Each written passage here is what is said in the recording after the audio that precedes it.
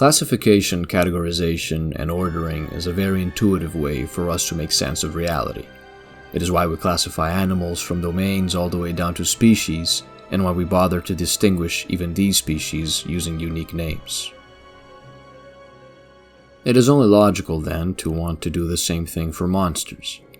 But given that their realm is mythology, folklore, and fairy tale, as well as the fictions of our peers, monsters are impossibly different without necessarily following the natural, scientifically sound laws that animals follow as time enforces evolution upon their weak and preserves the strong. Unlike animals, monsters are a product of the human imaginary, and therefore they need to be considered according to human standards and conceptualizations. For the purpose of this channel, we will classify monsters according to 3 large domains, which are fundamentally hued on how this monster places itself in regards to humanity.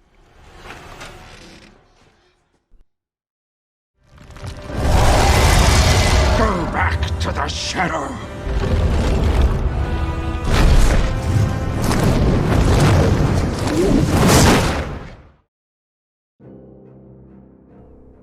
The never-human. The easiest one to grasp, while also perhaps being the most foreign and strange, is the never-human. This evocative domain is that of monsters who never were, and never could be, human.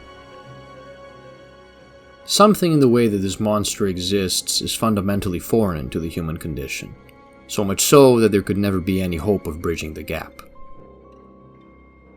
And while the monster itself may have an interest in humans, it can never understand them or relate to them as a human. It sees them as playthings, as tools, as prey. Often, these beings can also be conceptual avatars for the natural world. Elementals, spirits of nature, great beasts given wisdom beyond mortal knowledge, even gods, angels, and demons can be part of the never-human. Sometimes they may have a human-like appearance, but their way of interacting with the world is so disparate from ours that this similarity is merely an illusion we perceive for our own peace of mind. The most evocative example of the never-human in fiction are the old gods of H.P. Lovecraft. These ancient, eldritch entities represent the great unknown of time and space, the alien, distant horizons past logic and reason that, once witnessed by human beings, are likely to render them insane. The never-human is foreign, often incomprehensible and vertigo-inducing. It is twisted words of poetry, musical and yet nonsensical in their order, just out of our reach. We may be fascinated by it, but it may often be better if we simply project onto it our limited understanding and try to rationalize whatever we can from what we truly can never understand. The familiar, even if horrible, can sometimes be more comforting than the unknown. For this reason, it is no surprise that most monsters tend to have at least some human aspects incorporated into them. Which leads us to our next domain.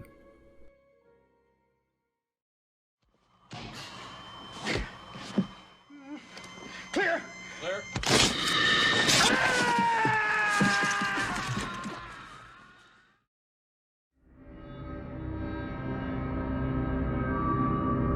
The maybe-human. The maybe-human lives in the uncanny valley. It is the odd sensation of recognition mixed with a deep-rooted primal instinct of warning and hesitation. These are beings that may seem human at first, but begin to feel wrong upon closer observation. This could be because creatures like the golem, made from clay and the blood of man, were attempts to mimic human beings that failed to perfectly replicate us. Another possibility is that these creatures are beast-like monsters that mimic humanity in order to prey upon us, such as the sirens of Greek mythology. Sirens?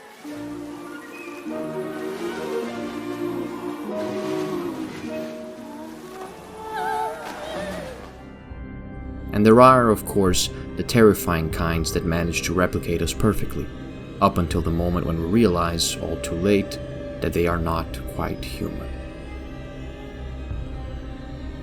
What is clear is that the maybe human is usually disturbing to us because we recognize parts of ourselves in it. Every act, every imitation, every copy has to have a part of the essence of the original, after all.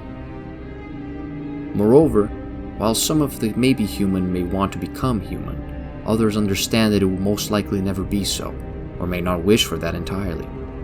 Regardless, its way of being revolves around humanity, in trying to be around us and with us.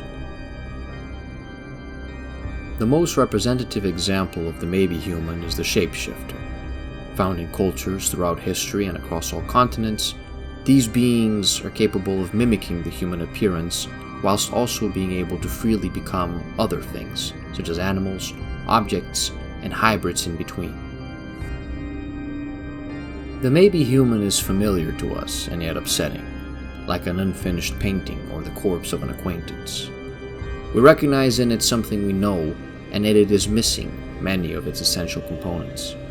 Yet, somehow, it is comforting to know that we can blame its unnatural monstrosity on something other than our own faults. That, sadly, is not something that we can do with the last domain of monsters.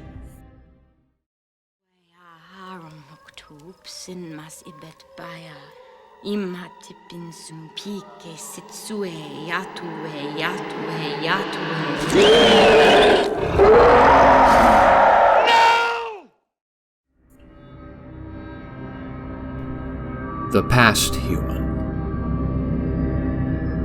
The English language is often uniquely convenient in that it allows for playful double meaning. For the past human can mean one of two things. Firstly, the monster was a human being once in a time past and no longer is, or the monster has gone past humanity and shed its mortal cocoon to become something else entirely. Be it through witchery packed with supernatural entities, horrendous transformation, or simply by abandoning human convention in lieu of a monstrous new approach to reality, these individuals have become something that can no longer be described as strictly human.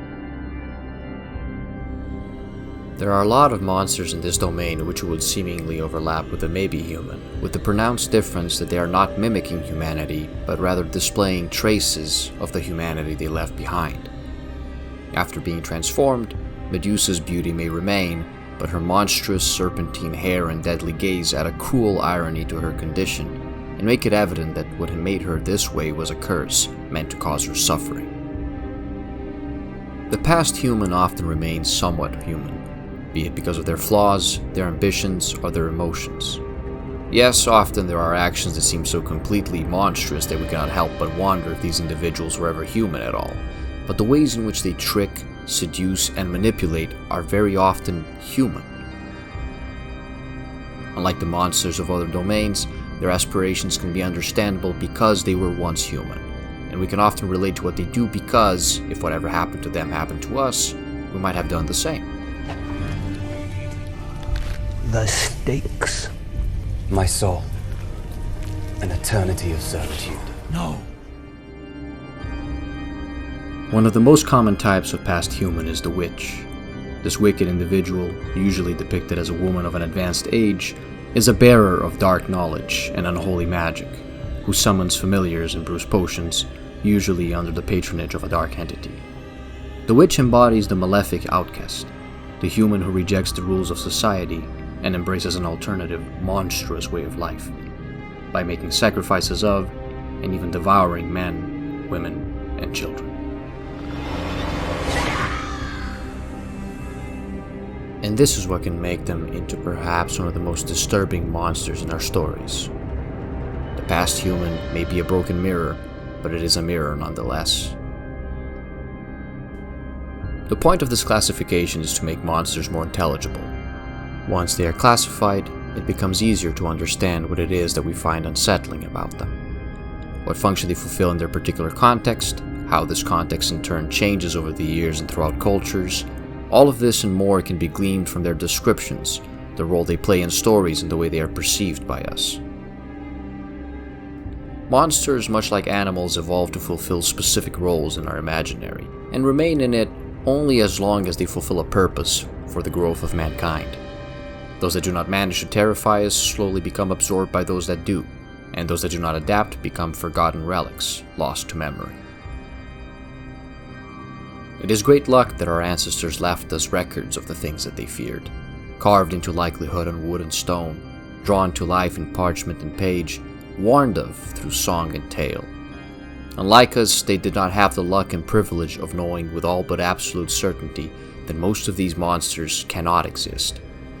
The world was a much larger place back then, and the night was much darker.